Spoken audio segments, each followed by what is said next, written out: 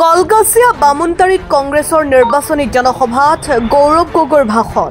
হিমন্ত বিশ্ব শৰ্মা ডাঙৰীয়া চৰকাৰৰ দিনত অসমৰ গাঁৱৰ ভিতৰত আটাইতকৈ বেছি মদৰ দোকান খুলিবলৈ আৰম্ভ কৰিছে। মুখ্যমন্ত্ৰী ডক্টৰ হিমন্ত বিশ্ব শৰ্মাক তীব্ৰ সমালোচনা।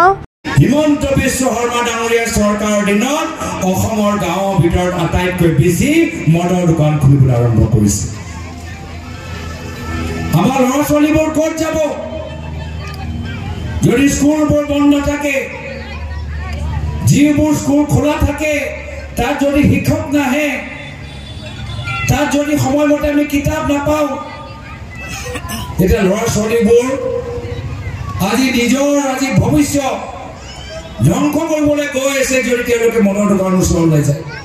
আজি বিয়লিত বামুনতাৰীৰ বিএড কলেজ প্ৰাংগণত কংগ্ৰেছৰ নিৰ্বাচনী জনসভাত উপস্থিত থাকি যোৰহাটৰ সাংসদ গৌৰৱ গগৈয়ে 8 নম্বৰ কলগাছিয়া জিলা পৰিষদৰ কংগ্ৰেছ প্ৰাৰ্থী মইনুল হক আৰু আঞ্চলিক সদস্য পদৰ প্ৰাৰ্থীৰ হৈ নিৰ্বাচনী প্ৰচাৰ চলাবলৈ আহি মুখ্যমন্ত্ৰীক তীব্ৰ সমালোচনা কৰে।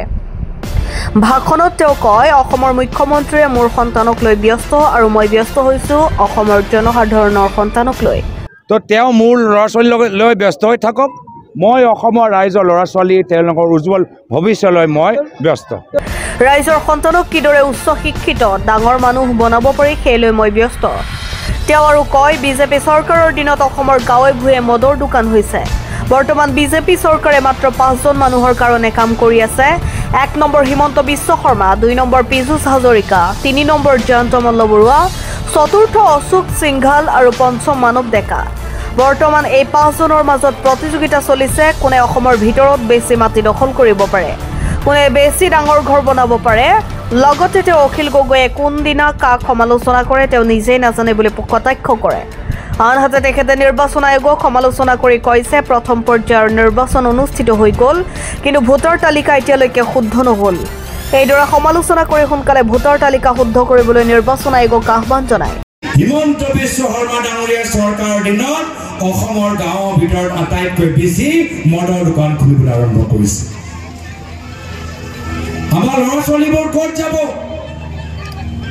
যদি স্কুলবোৰ বন্ধ থাকে, যিবোৰ স্কুল খোলা থাকে তাত যদি শিক্ষক নাহে, তাত যদি সময়মতে আমি কিতাপ নাপাওঁ, তেতিয়া ল'ৰা ছোৱালীবোৰ আজি ভৱিষ্যত ধ্বংস কৰিবলৈ গৈ আছে যদি তেওঁলোকে মদৰ দোকানৰ ওচৰলৈ যায়।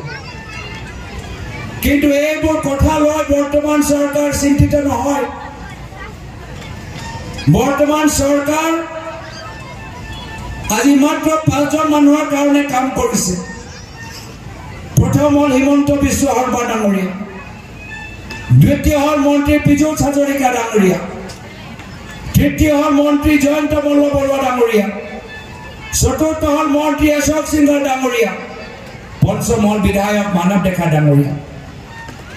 গোটেই প্ৰশাসনে 5গৰাকীৰ হাতত আছে আৰু তেওঁলোকৰ মাজত এটা প্ৰতিযোগিতা চলি আছে যে অসমৰ ভিতৰত কোন বেছি মাটি দখল কৰিব পাৰিব, অসমৰ ভিতৰত কোন বেছি ডাঙৰ ঘৰ বনাব পাৰিব। কিন্তু আমাৰ গাঁৱৰ ভিতৰত কি আৰ্থিক অৱস্থা সেয়ালৈ তেওঁলোকৰ চিন্তা নাই। এই চিন্তাটো কংগ্ৰেছৰ দিনত আছিলে। প্ৰাক্তন মুখ্যমন্ত্ৰী তৰুণ গগৈদেৱে সদায় কৈছিল যে অসমৰ উন্নয়ন কৰিবলৈ হ'লে প্ৰথমে গাঁৱৰ ভিতৰত উন্নয়ন কৰিব লাগিব। নিৰ্বাচন শেষ হৈ গ'ল, কিন্তু আমি দেখা পালোঁ যে এতিয়াও ভোটাৰ লিষ্ট 100% শুদ্ধ নিৰ্বাচনী আয়োগে দিব পৰা নাই। কিছুমানৰ নাম এতিয়াও ভোটাৰ লিষ্টৰ পৰা কাটা গ'ল আৰু বহুতৰ ভোটাৰ লিষ্ট আৰু যোৱা বছৰ তেওঁলোকৰ ভোট এখন গাঁৱত আছিলে, এতিয়া বেলেগ গাঁৱত আছে। এপি কাৰ্ড লৈ তেওঁলোকৰ মেচিং হোৱা নাই। তো গোটেই এটা মই ভাবোঁ ইয়াত তদন্ত হ'ব লাগে। সামগ্ৰিকভাৱে মই কৈছোঁৱেই যে যোৱা বছৰ লোকসভা নিৰ্বাচনত যিমান ভোট কংগ্ৰেছ দলে পালে তাতকৈ আৰু বেছি ভোট পাব। ৰাইজ সজাগ হৈছে। 1 বছৰৰ ভিতৰতে তেওঁলোকে দেখা পালে যে গেছ চিলিণ্ডাৰ দাম আৰু বাঢ়ি গ'ল। তেওঁলোকে দেখা পালে যে স্মাৰ্ট মিটাৰ এতিয়া আৰু দাম বাঢ়ি গৈছে আৰু চৰকাৰৰ এই 5গৰাকী মন্ত্ৰী আৰু 4গৰাকী মন্ত্ৰী এজন বিধায়ক এতিয়া তেওঁলোকৰ মাজত এটা যুদ্ধ এটা প্ৰতিযোগিতা যে কোনে বেছি মাটি দখল কৰিব পাৰে এটা অশোক সিংহল ডাঙৰীয়া বেছি মাটিৰ মালিক হ'ব পাৰে নে হিমন্ত বিশ্ব শৰ্মা ডাঙৰীয়া ঘৰত বেছি মাটি আছে নে পীযুষ হাজৰিকা ডাঙৰীয়া ঘৰত বেছি মাটি আছে সিহঁতৰ মাজত এটা শীতল যুদ্ধ চলি আছে আৰু মাত্ৰ মাটি সম্পৰ্কত নহয় আৰু কিছুমান গুৱাহাটীত এইকেইটা দিন অলপ কেন্দ্ৰীয় চৰকাৰে তদন্ত কৰি আছে তাৰপৰাও আমি গম পাই গৈছোঁ যে 5গৰাকীৰ মাজত এটা যুদ্ধ ৰাজনৈতিক যুদ্ধ আৰম্ভ হৈ গৈছে মুখ্যমন্ত্ৰী কালি আপোনাক প্ৰত্যাহ্বান জনাইছে আপোনাৰ সন্তান যদি ভাৰতীয় বুলি প্ৰমাণ কৰিব পাৰে তেওঁ পদত্যাগ কৰিব বুলি কৈছে চাওক মুখ্যমন্ত্ৰী মোৰ সন্তান লৈ ব্যস্ত আৰু মই ব্যস্ত হৈছোঁ আমাৰ অসমৰ জনসাধাৰণৰ সন্তান লৈ আজি স্কুলৰ ভিতৰত তেওঁলোকে পঢ়িব পাৰিছেনে আজি তেওঁলোকৰ বেমাৰী হ'লে তেওঁলোকে দৰৱ পাইছেনে তো তেওঁ মোৰ ল'ৰা ছোৱালী লৈ ব্যস্ত হৈ থাকক মই অসমৰ ৰাইজৰ ল'ৰা ছোৱালী তেওঁলোকৰ উজ্জ্বল ভৱিষ্যতলৈ মই ব্যস্ত অখিল গগৈ ডাঙৰীয়া কোনদিনাই কাক সমালোচনা কৰে মই নাজানো এদিন আমাক কৰিব এদিন বিজেপিক কৰিব কেতিয়াবা হিমন্ত বিশ্ব শৰ্মা ডাঙৰীয়াৰ বিৰুদ্ধে ক'ব কেতিয়াবা হীৰেণ গোহাঁই ছাৰৰ বিৰুদ্ধে ক'ব এইকেইটা দিন ভূপেন বৰা ডাঙৰীয়াৰ বিৰুদ্ধে কৈ আছে সেইটো সকলোৰে বিৰোধিতা তো সেইকাৰণে তেওঁ কি ৰাজনীতি কৰিবলৈ বিচাৰে তেওঁহে জানে আমি নিজৰ কামখিনি কৰি আছোঁ আমি নিজৰ দলটোক আৰু শক্তিশালী কৰি আছোঁ আপোনাক নলবাৰীত কালি কলা পতাকা দেখুৱাইছে বা পাকিস্তানী সজাই মুৰ্দাবাদ দিয়া হৈছে কি ক'ব চাওক বিজেপি কৰ্মীখিনি তাত স্থানীয় বিজেপি মন্ত্ৰী আছে আজি তেওঁলোকে মন্ত্ৰীয়ে নিৰ্দেশ দিছে নিৰ্দেশটো পালন কৰিছে কিন্তু এইটো আমাৰ নলবাৰী মানুহৰ সংস্কৃতি নহয় কলগাছিৰ পৰা নজমুল হকৰ ৰিপৰ্ট এনি লাইভ